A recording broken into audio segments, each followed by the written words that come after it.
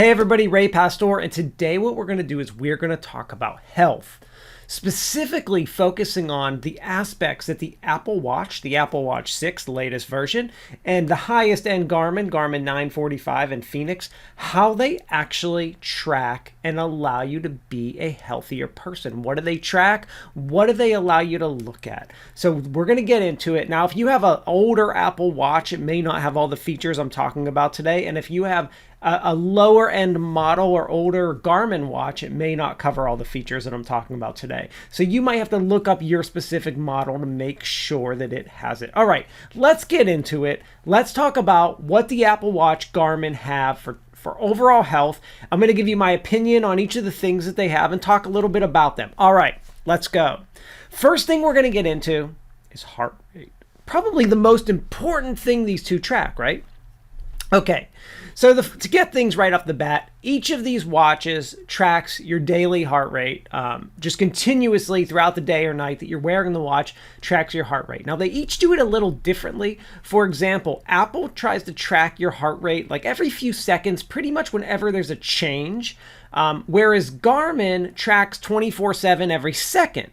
Now, it might seem like Garmin's going to be more accurate because of that, but when you look at graphs of these two watches and really compare them, multiple reviewers have said this time and time again, they both are pretty much about the same at tracking your daily heart rate. Now, daily heart rate's great because you can see a couple different things. So let's talk about that. The first thing that happens is if you have like something like AFib, they each have heart rate notifications. So if something was really off with your heart, like you were having an AFib episode, very high spikes, unusual patterns in your heart rate, they will give you an alert that you've had a high heart rate spike. So that's the first thing. Now, about that, I will say Apple has a specific AFib calculator, little tracker on the watch that allows you to actually examine the rhythm.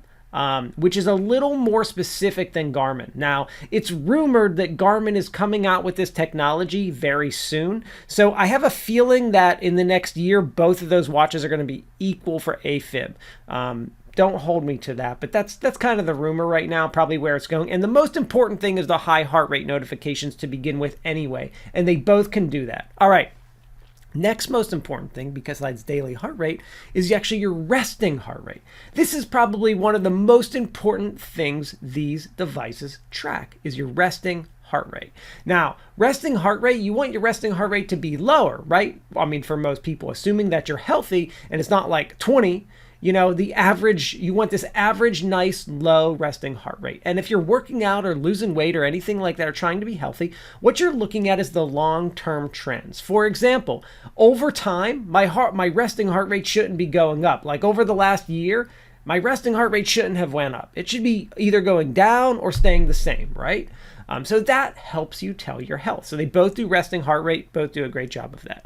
All right, next most important thing, and this is where each of these ecosystems vary from one another and interpret this differently. And I'll talk about some of the advantages and disadvantages of the way that each one does it. And that is your heart rate variability or stress. So let's talk about it. So if you're not familiar with what heart rate variability or HRV is, that is the time between beats of your heart rate, the time between beats.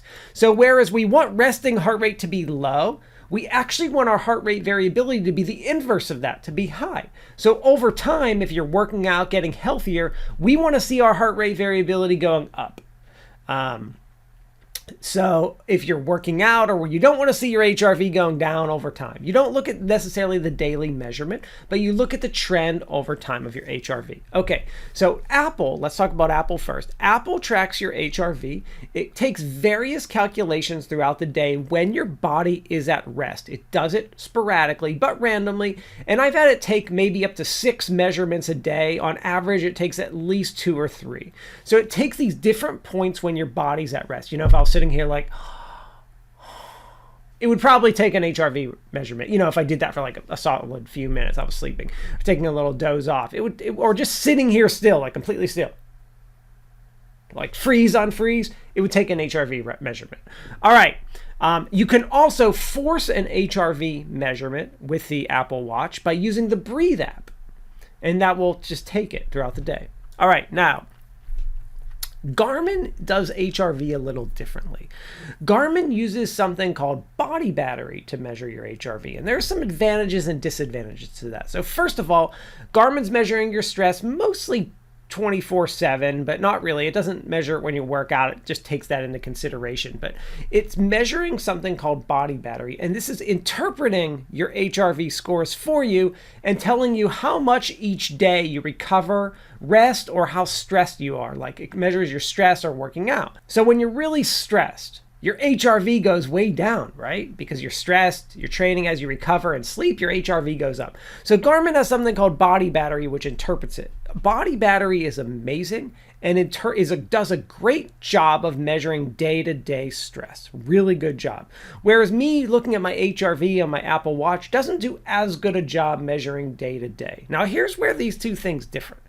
So HRV, which Apple measures, I think is the most important thing for measuring long-term health out of everything that I have on my watch, probably besides resting heart rate. Garmin does not measure HRV per se. Now, I can do self-measurements of my HRV on my Garmin watch, but I need to have a chest strap to do that, or I need to download an actual external app that does it developed by some other developer, not Garmin. They're not just taking my HRV, which I think they really need to do because it's a very important feature that they should have. Now, the disadvantage of Apple here is that they're not doing as good a job measuring the day-to-day stress rate that Garmin is. So they each have kind of an advantage here. And I really like the HRV Apple has, and I really like the body battery stress measurement that Garmin has. So that's kind of a toss-up. All right, next thing that's very, very important in determining your health. And I look at this, I think this is extremely important. And these are my calories burned per day. This is the one measurement that I have that actually measures all my activity and stuff that I'm doing. So I can look at the trends of my calories burned per day and see over the course of the last 3 months, have I been burning more or less calories? Because I can tell you over COVID, I was burning a lot less and eating a lot more, unfortunately. But it's very important to look at these active calories. Why? Because when I record a workout with one of these watches, Apple or Garmin, that's fine. It's recording the workout, but what it's not doing is recording when I garden or when I mow the lawn or just do simple things around the house. Whereas this active calories throughout the day is actually determining all of that. It's calculating all of that. That's why it's a really important feature. And fortunately, both Apple and Garmin each have this feature, so you get it on both. Thumbs up to both of you guys. So the next thing is your oxygen level. And looking at your oxygen level is extremely important, especially in times of COVID. One of the things that doctors would have you look at is your oxygen level if you had COVID, to make sure you didn't need to be, need help breathing. So both Apple Watch and Garmin measure your SpO2, your oxygen level, which is a great feature. Though I will say that I'm not the biggest fan of measuring oxygen level from the wrist. I've found much better accuracy from one of the finger monitors, and you can buy a finger monitor for only around $15 to $30 on Amazon. They're pretty inexpensive. So I really think if you're very serious about oxygen level, that you will have a finger monitor. But each watch does do it, and I've not found it too inaccurate, but it was never perfect. Sometimes I would get readings in the low 90s, whereas my finger monitor would say I was 98 or 99. And that is a big deal looking at it from that, especially if you're relying on it for medical diagnosis. So I wouldn't necessarily rely on it, but they do each have it. To go along with oxygen, next thing is VO2 Max. VO2 Max is a great indication of how physically fit you are. Each watch measures it while you run using GPS. You can get your VO2 Max score. It's important, just as the resting heart rate and HRV, to look at the trends of your VO2 Max. Is it going up or is it going down? This tells you how hard your body's working while you're working out. It's a really great indicator. Unfortunately, using other workouts, they each have some slight differences. Apple will give you your VO2 Max during a walk as well. Garmin will do it during biking with a power meter. But overall, it's a really great thing to use while you run. But that goes right into working out. So each of these devices measures all of your workouts. many different types of workouts. They also each have like a cardio or other feature. So if you're doing different types of workouts, I'm not getting into compare specific workouts in this video, but if you're looking at tracking overall health, these both track many different types of workouts: lifting, running, swimming, biking, any normal activity you can think of, they track it. And there's always that option for other or cardio from both devices if you're doing something very strange or odd. Like when I used to go surfing, and I still go surfing, but a long time ago, I used to just have to watch other for surfing. But now they each have a surfing app. So good job. I can actually use this watch for surfing, both of these watches for surfing.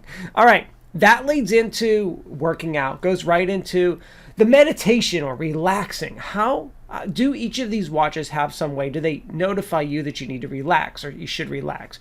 So both watches have, Apple has the Breathe app. Garmin tells you to relax. Have a way to tell you to calm down, spend a couple minutes and relax and breathe. Each of them does this. When Apple does it, this is when they actually will calculate your heart rate variability. And Garmin has a very similar thing. It's looking at your stress while you're doing it to measure your stress level. And then finally, the last thing these watches track that I care about when we're talking about health is your sleep. They both calculate nightly sleep. The most important thing for me for sleep, as far as the watches go, is really how long have I slept and what's my heart rate variability doing while I slept, although they do give you breakdowns of REM and light versus deep sleep. Though I'm not quite sure how accurate the watches actually are doing that. But that's a very important health metric as well. Like, am I losing sleep, gaining sleep, looking at the trends. All right, now each of these watches does do a few other things. Like you can calculate your weight. There are places to enter in your weight, places to enter in how much water you've drank per night and stuff like that. I didn't go into those features for the simple reason that those are things you actually need to enter in. And I could simply enter those into an Excel spreadsheet. I could simply use an app to track those on my phone because there's no reason for me to use my watch for that. What I did go through and cover are all the things that the watch just mostly does for me. And that's really what I wanted to get into in this video. So you can see a lot of the things that I talked about are things that you want to track over time, not necessarily day to day. Just to rehash, we talked about daily heart rate and the high heart rate notifications, resting heart rate, HRV and stress, calories, oxygen level, VO2 max, workouts, meditation/relaxation, and your sleep. Hope you enjoyed. Those are some of the differences between the two watches. If I had to pick one, I'm kind of always asked to pick between the two for overall health. It's kind of a toss-up because that whole stress HRV thing really is the big kicker for me. I really like that Apple does the HRV measurement throughout the day. I think it's probably the most important metric. But I really like Garmin's body battery and how it gives me that day-to-day comparison. So I don't know which one of those is more important. Probably overall, the Apple HRV is more important to me. But man, I really like Garmin's battery. That's why I have so many watches, because they each have these features that make them so good. So I hope you guys enjoyed. Let me know what other features you track for health in the comments later on.